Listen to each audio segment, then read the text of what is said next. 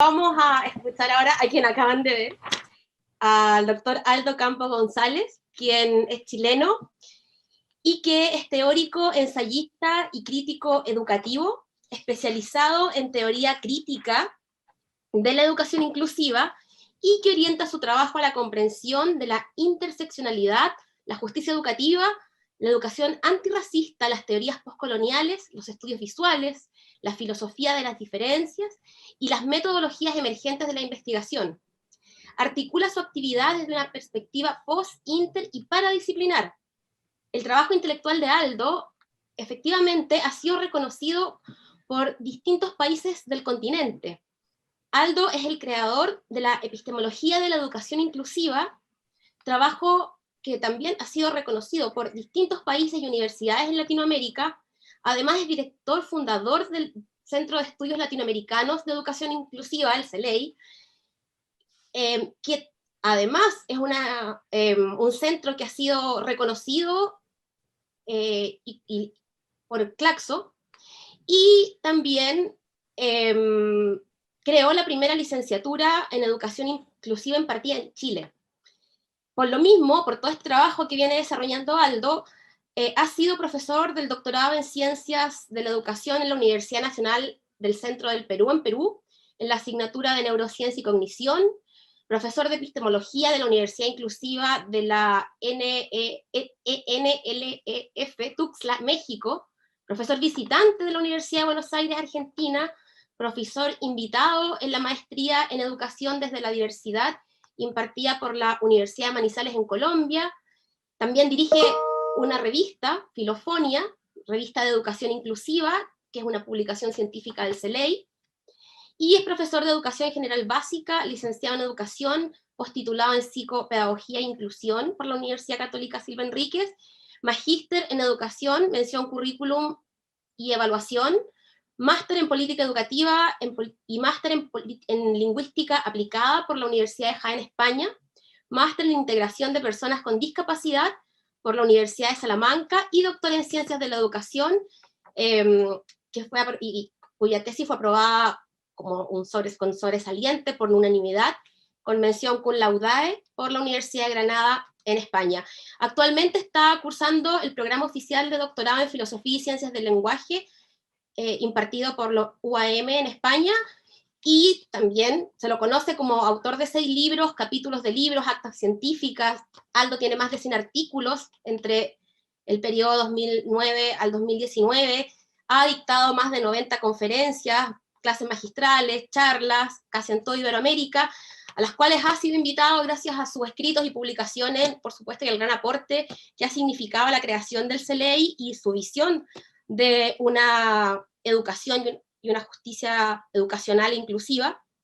Y también ha inaugurado congresos en España, Ecuador, México, Perú, Brasil, Argentina, Chile, Venezuela.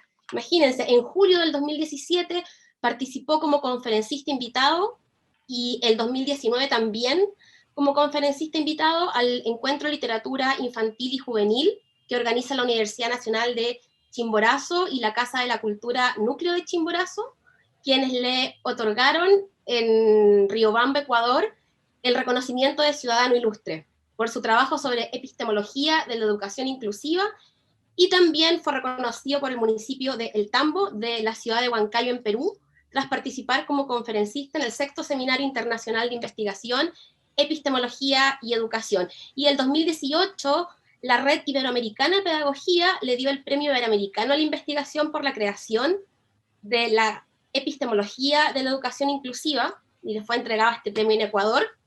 Y actualmente, y debo decir que es un orgullo, que cuenta con el reconocimiento del Congreso del Perú por su aporte a la educación y la cultura. Así que es un orgullo que Aldo esté con nosotros y también sea uno de nuestros referentes y también de las personas que está involucrada en la organización de este evento. Aldo, te dejo ahí para que puedas contarnos tus ideas. Gracias, Maca, Conversar. por tus palabras y por ese pase tan amistoso y cariñoso. ¿Tú me podrías confirmar cuando se haya compartido mi presentación, por favor? Perfecto.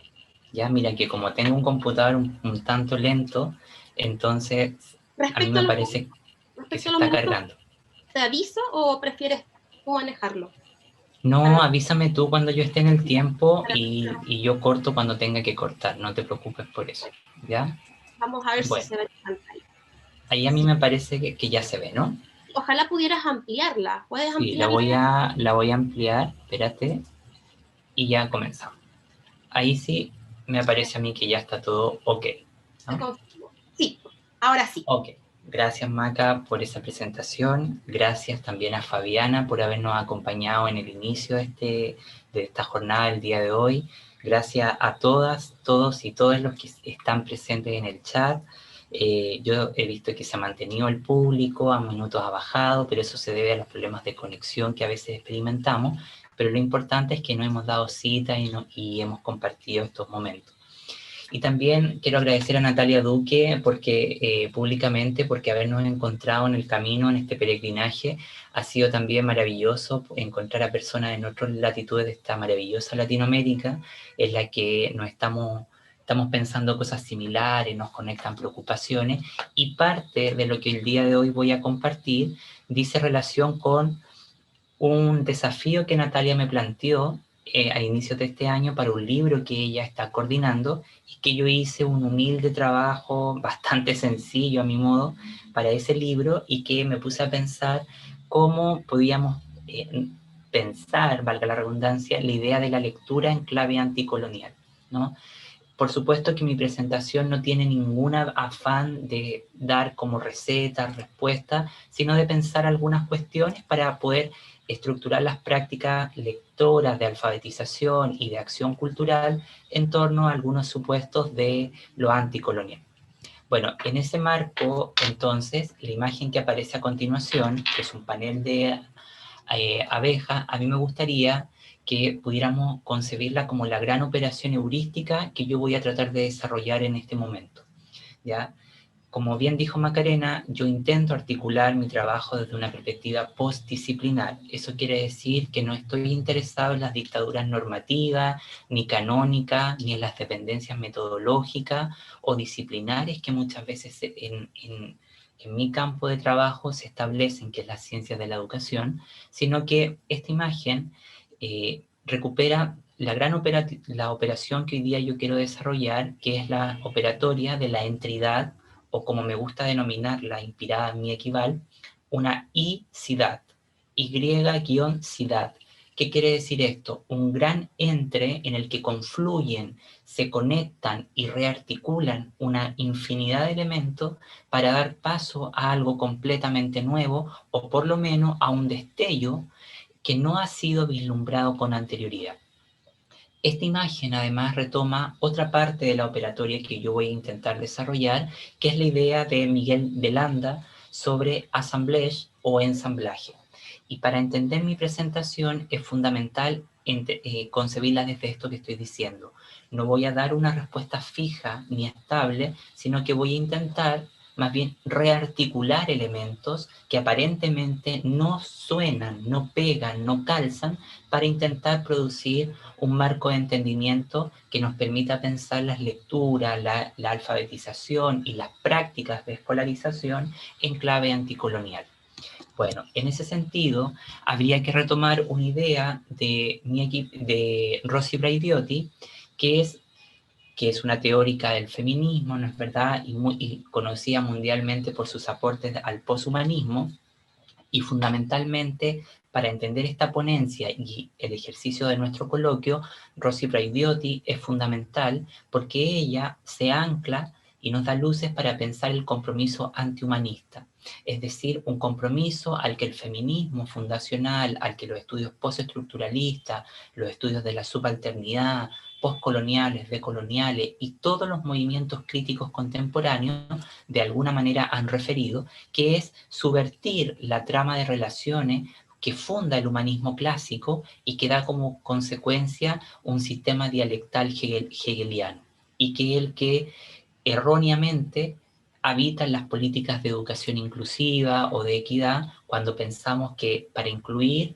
hay que superar la exclusión, o que estar dentro para dejar de estar afuera, o chico, grande, bueno y malo. Ese pensamiento dicotómico, binarista es consecuencia de este eje fundacional del humanismo clásico, y para ello habría que retomar, para entender esta ponencia, la idea de futuros generativos. Yo siempre entiendo la inclusión, que es mi principal campo de aplicación, como un futuro generativo, como algo que hay que imaginar, pero que a su vez, y que hay que producir, y que da como consecuencia la emergencia de otra energía social y por consiguiente la emergencia de otros dispositivos de subjetividad y prácticas de visión, ¿ya? Que vamos a revisar, pero esto lleva además un compromiso con un presente afirmativo, es decir, con una lectura crítica del presente y con una actuación situada en la micropráctica, como me gusta denominar. Y para eso me parece interesante que todo lo que vamos a revisar, anclarlos en esto que se llama una epistemología neomaterialista, muy en coherencia también de lo que decía nuestra querida Natalia Duque y nuestra querida Fabiana, para en torno a una epistemología que surge como consecuencia de las interacciones con el mundo y que deviene en un materialismo encarnado, en un devenir encarnado, perdón. Bueno, en ese plano, la primera pregunta que tendríamos que hacernos, ¿no es verdad?, para entender esta ponencia es ¿qué concepción de ser humano necesita la educación inclusiva para legitimar su función en el mundo actual? Yo quiero, ¿por qué voy a partir con esto? Porque me interesa descentrar o correr el marco en cierta medida que la inclusión no es una práctica de asimilación que como programa de cambio va a considerar solamente a colectivos mal llamados vulnerables, sino que desde mi concepción política teórica, este movimiento, esta metáfora o este dispositivo heurístico se convierte en un proyecto político complejo de recognición del mundo. Y es sobre eso que esta pregunta, ¿qué concepción de ser humano necesita la educación inclusiva para legitimar su función en el mundo actual?, es central. ¿Y qué podemos responder en torno a ella? Que las concepciones universalistas de la diferencia, porque hoy día lo que tenemos en materia de alteridad y de diferencia son identidades universales concebidas como sistemas diferenciales. Pero lo que tenemos que llegar es a reconocer esa singularidad múltiple, variante, que está encarnada en los cuerpos y en la emocionalidad de cada una de las personas. Por ello, las concepciones universalistas de la diferencia y la singularidad proliferan de esta matriz de pensamiento esencialista, individualista, ¿no es verdad?, que se funda en el pensamiento del humanismo clásico y en esta dialéctica hegeliana, acompañado de un sesgo propio del eurocentrismo en algo más que en una cuestión contingente de actitud. Se convierte entonces en un elemento estructural de nuestra práctica cultural que también está incrustado tanto en la teoría como en las instituciones y en las prácticas pedagógicas. En este marco, entonces, un primer problema que vamos a enfrentar en cualquier definición de enseñanza, de educación o práctica social y cultural son las definiciones ontológicas. Y las definiciones ontológicas no están escindidas de las prácticas de visión y de la producción de símbolos o de imágenes. Y ahí me gustaría recuperar, desde otra de mis pasiones, que son los estudios visuales, la idea de Avi Barbu y también lo de mi equival, con que las imágenes tocan lo más sensible de la vida cotidiana y son estas imágenes las que instalan metáforas que van a gobernar nuestros pensamientos y nuestras formas de entender el mundo. En la medida en que no se descentra en metáforas e imágenes, el mundo sigue funcionando de la misma forma. Por ello, habría que sostener que las diversas clases de binarismo reproducidos imperceptiblemente en este discurso ficticio de inclusión, travestido como la fuerza de lo especial, incluso en sus dispositivos semiológicos recurrentes para explicar las relaciones entre centro y periferia, que sea dicho de paso, Aptar Bra, teórica de la diáspora, India, residente en Reino Unido, cuestiona y dice que estas relaciones entre el centro y la periferia no son más que ficciones eurocéntricas, porque los procesos de producción material y subjetiva de la desigualdad que afectan de manera multinivel y a distintos colectivos escapan a este funcionamiento centro-periferia, la que sí misma constituye una ficción eurocéntrica de regulación. Por ello, las formas de diferencialismo social que instituyen la diferencia como ausencia de reciprocidad o bien como un atributo negativo de la identidad, es decir, formas peyorativas o alteridades abyectas, comparten lo que Braidotti nos dice muy claramente: una subjetividad que es equiparada con la conciencia, la racionalidad universal y el comportamiento ético autorregulador, mientras que la alteridad se define como una contraparte negativa y especular. En cuanto a la diferencia, significa inferioridad, adquiere connotaciones tanto esencialistas como letales para las personas que son tachadas como otros. Estos son los otros sexualizados, racializados, naturalizados, que son reproducidos al estado menos que humano, ¿no es verdad? O cuerpos desechables. Todos somos humanos, pero algunos somos más o menos mortales y morales que otros. Y ese es el punto de inflexión que vamos a debatir. La inclusión en este marco, entonces, en la que yo estoy interesado hace muchos años, toma distancia del mensaje de propaganda que habita en las discusiones ministeriales, en las políticas públicas y en muchos de los programas de formación. De hecho, yo doy clases en algunos posgrados que justamente adscriben este mensaje de propaganda y descuidan atributos mucho más sustantivos, ¿no es verdad? Por eso, en esta inclusión en la que yo estoy interesado, se convierte o busca convertirse en un singular ajuste de cuentas contra este gran crimen cometido contra la humanidad. En ese sentido, me gustaría dejar muy claro, antes de pasar a ver lo de la teoría anticolonial de la lectura, que la educación inclusiva debe ser concebida como una intervención contrahegemónica. Y aquí entender muy bien el sentido de la sección contra, guión, que va a ajustarse a lo hegemónico, y también transformadora en la producción del conocimiento, que responsablemente va a atender a las diferencias contextuales y emergentes, dando cuenta de compromisos alterativos en el desarrollo de su teoría. Si bien podemos sostener que la investigación sobre educación inclusiva compromete una multiplicidad de proposiciones vinculadas a una variedad infinita de colectividades, persigue superar el excepcionalismo ontológico que está muy presente en su discurso y que subordina a determinados grupos, producto de una matriz occidentalocéntrica, a un último lugar en diversos índices de desigualdad. Y en superación de esto, una ontología de lo menor es lo que Guattari o Deleuze en su minuto denominaron la presencia de múltiples singularidades o la revolución molecular. Y ahí nos enfrentamos a un punto de inflexión que busca la emergencia de un nuevo régimen estético, de nuevas energías sociales y de nuevos dispositivos de subjetividad.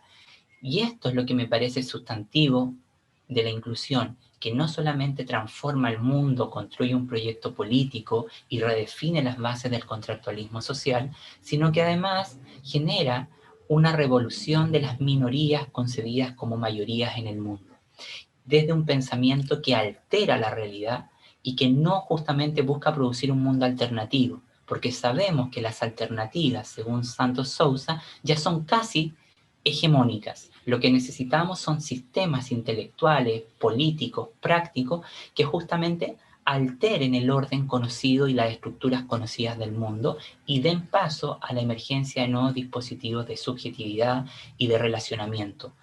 En este marco, entonces, la educación inclusiva proporciona una imagen para pensar el mundo, una operación dialéctica que va más allá de lo decible y lo visible.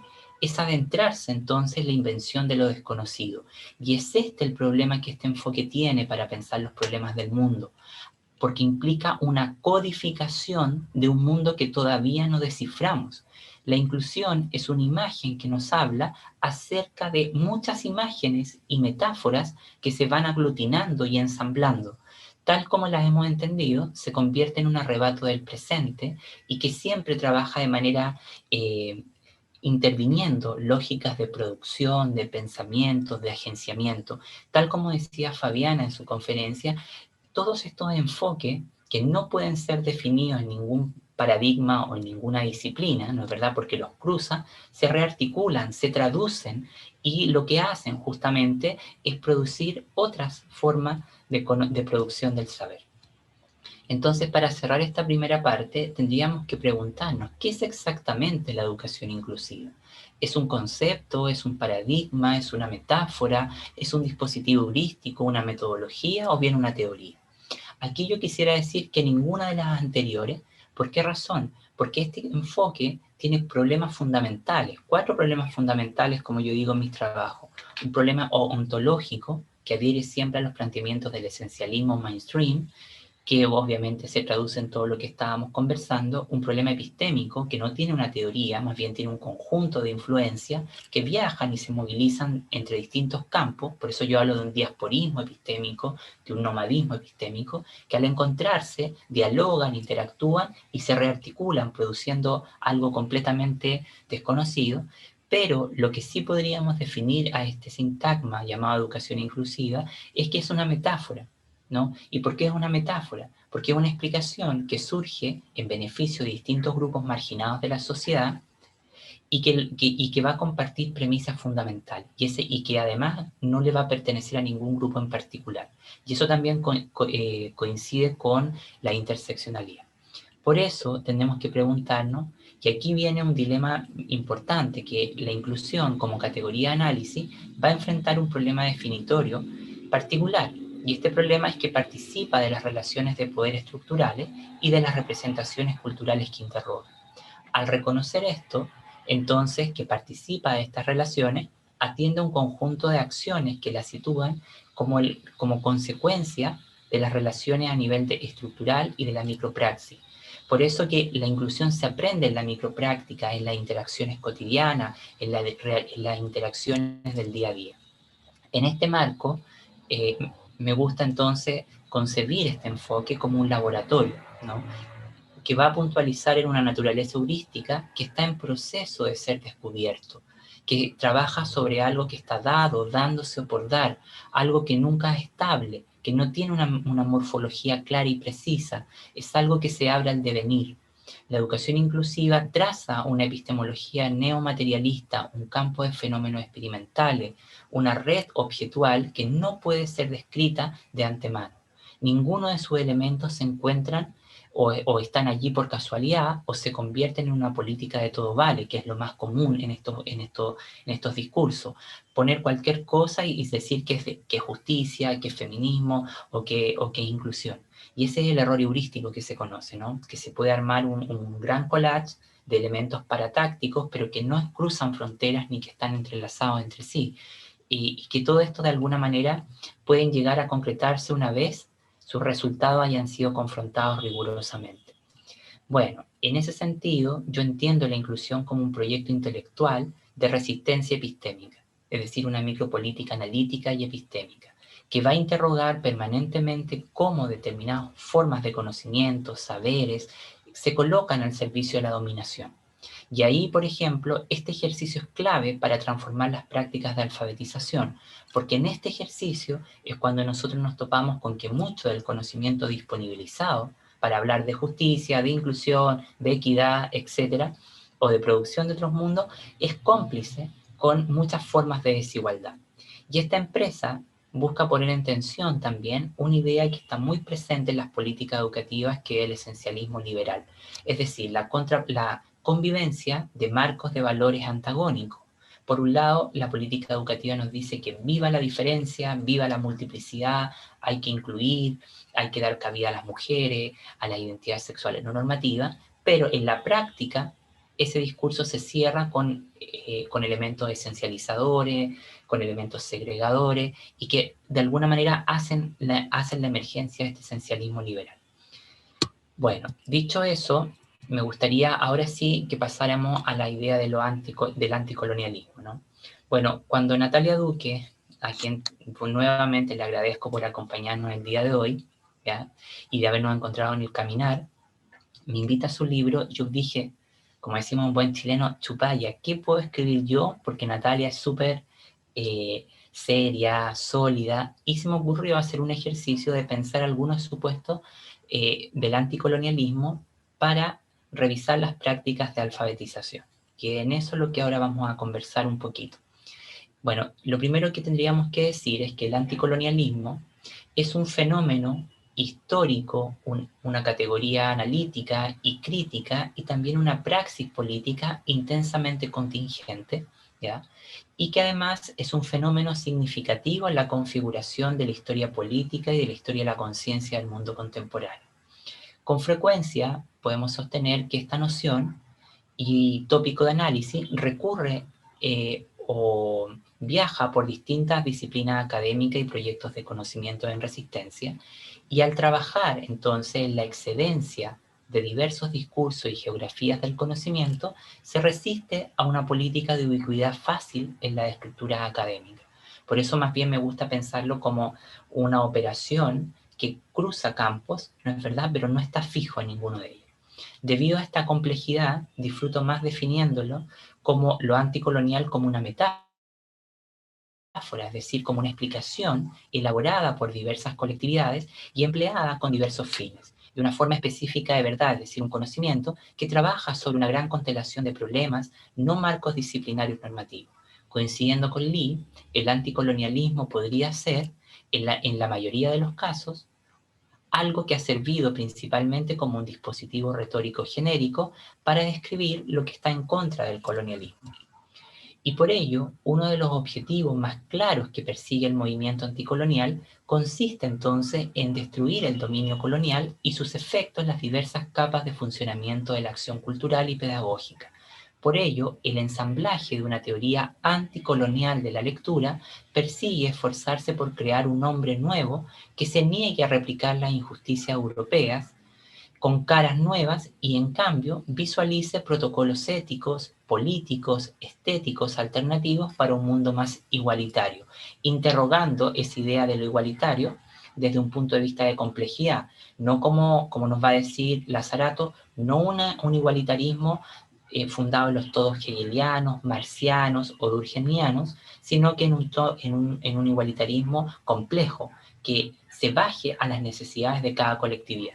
En ese marco, el anticolonialismo implica entonces la recuperación del conocimiento tradicional como una estrategia que se resiste a la sustitución de los modos y saberes indígenas por los modos y los saberes coloniales, y que son endémicos a los procesos del colonialismo. O sea, lo que un poco de alguna manera no busca esta sustitución, sino que busca una hermenéutica diatópica, un análisis en igualdad de condiciones para producir un entendimiento más allá de estos mundos y superador de las consecuencias occidentales que ya hemos enunciado.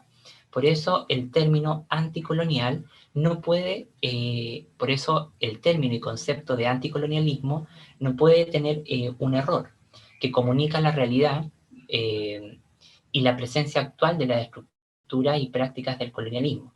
Él señala que los términos como el postcolonialismo o incluso la decolonización facilitan la capacidad de los académicos para posicionar el colonialismo como algo del pasado, como en el colonialismo ha terminado y ahora podemos descolonizar. También considera que el anticolonialismo tiene sus raíces en las formas de conocer e interpretar la experiencia de los pueblos colonizados en sus propios términos y con ello evocar entendimientos intelectuales no forzados a través del lente eurocéntrico. Y esto es lo interesante porque de alguna manera no busca dar, como dice Miguel Medino, una etapa histórica que ha finalizado, sino atender a sus remanentes y consecuencias materiales y subjetivas en nuestra experiencia vital. Por ello, lo anticolonial se convierte en una concepción contrateórica del presente. Y aquí es muy interesante porque el saber de lo inclusivo interroga el presente, no lo avala, y produce un futuro generativo. Un compromiso con el presente discute acerca de las formas teóricas que estructuran el mundo conocido a través de la experiencia de los colonos, es decir, de los que son colonizados, perdón. Persigue la politización de la lectura del presente, cuyo reclamo trasciende los efectos directos del mensaje colonizador. Trabaja a favor de la creación de una práctica para reclamar nuestras comprensiones de identidad, acorde a las tensiones de nuestro tiempo. Un presente suspendido cuyos signos habitan en una opacidad y que hay que saber leer y dislocar. Esta concepción teórica ligada a la enseñanza y la alfabetización trabaja entonces para la recuperación de las poderosas nociones de pasado, particularmente sobre la comprensión marginada de sus identidades, producidas en la intimidad de la acción cultural. La sección anticolonial en la reconfiguración de la teoría de la enseñanza a la lectura, a juicio de Simons y Cefa, trae consigo una crítica radical del dominante, como el colonial opresor cuyas payasadas y prácticas opresivas, al continuar escribiendo la vida de los subordinados y los colonizados, incluso cuando resistimos a tal dominio. Lo anticolonial es siempre sinónimo de revolución cultural. Posee una capacidad negativa en términos filosóficos y edificadora, es decir, deconstructiva, transformativa, ¿sí?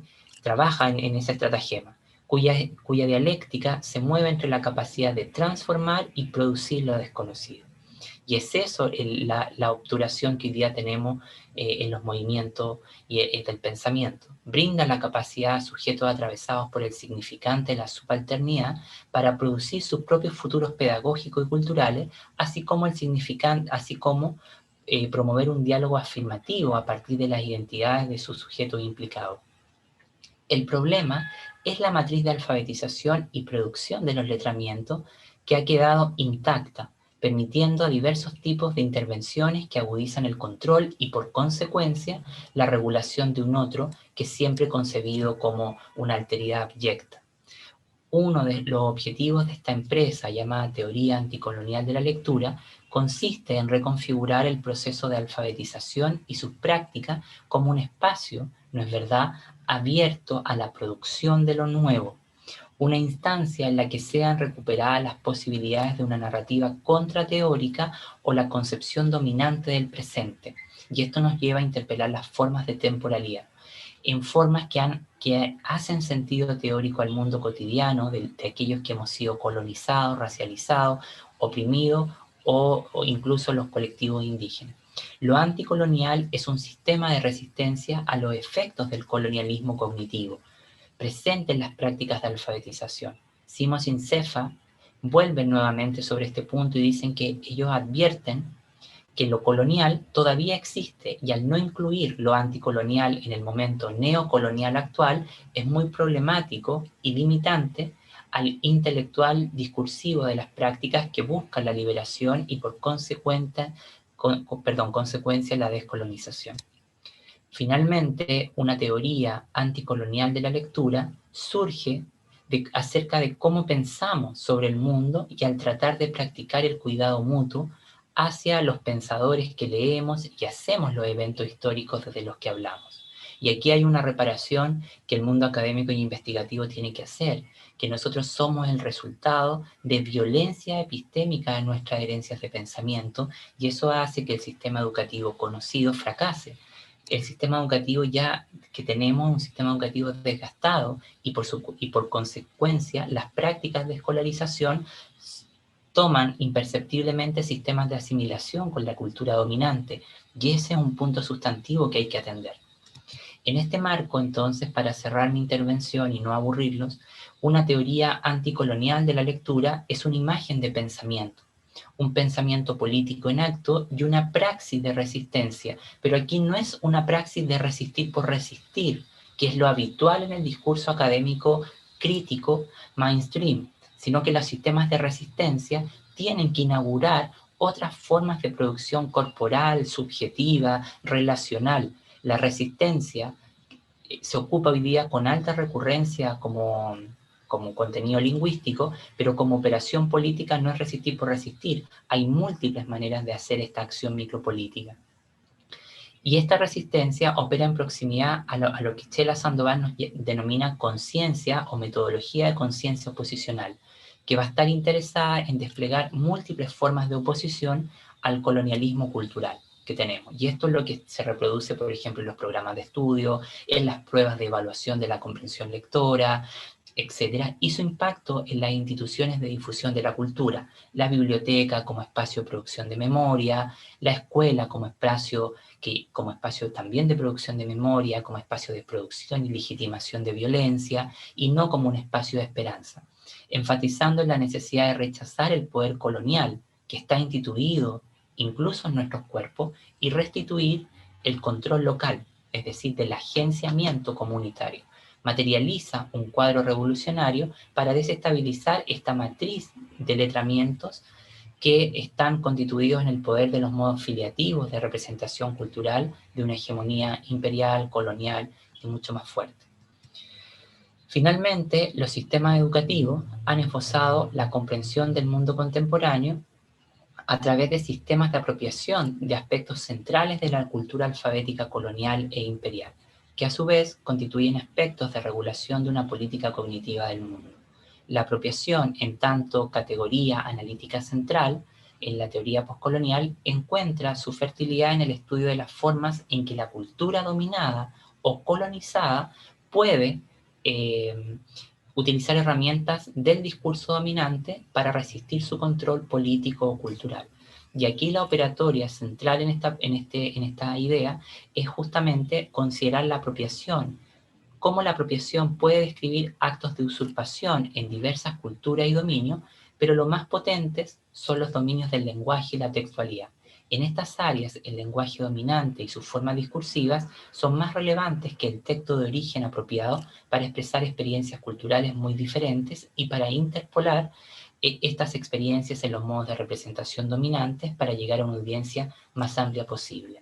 Es decir, que el gran énfasis que tiene la teoría anticolonial de la lectura es justamente tomar el lenguaje dominante para crear prácticas de resistencia y desde allí intervenir en estas lógicas de producción de los sistemas de letramiento. Aquí el problema no es solamente al libro que damos a leer, sino justamente a las formas que sustentan o los circuitos de sustentación de la cultura letrada, es decir, lo que validamos por sistemas gramaticales, escritura óptima, ortografía, en tantos otros sistemas que están regulados en el mundo. Por ello, y con esto ya cierro, una teoría anticolonial de la lectura encuentra un punto de anclaje en la performatividad de la conciencia usuaria, es decir, en la capacidad de realizar una acción previa a la toma de conciencia, refiere a la capacidad de los sujetos para comprometerse y resistir ante el poder cultural dominante. Pero ese resistir yo siempre lo veo asociado a la producción o a la codificación y decodificación de otros signos, ¿sí? Por ello, el sistema de alfabetización vigente funda su actividad en la intimidad de un conjunto de sistemas de conocimiento regulados por actos de colonización, ¿no es verdad? Y que agudizan el conflicto de la conciencia, materializado a través de reglas de inclusión y exclusión, a través de las que se expresa la superposición de determinados códigos lingüísticos y prácticas discursivas. Bueno, con esto yo quisiera cerrar y agradecer esta presentación y decir las dos últimas ideas. Las prácticas letradas que conocemos y las que nosotros hemos sido objeto llevan permanentemente a la objetualización de los sujetos y constituyen una pragmática educativa de carácter asimilatoria y cómplice con la desigualdad. En este sentido, las prácticas letradas, al concebirse como una tecnología de reproducción cultural, se convierten en un proceso de mediación cultural de sujeción.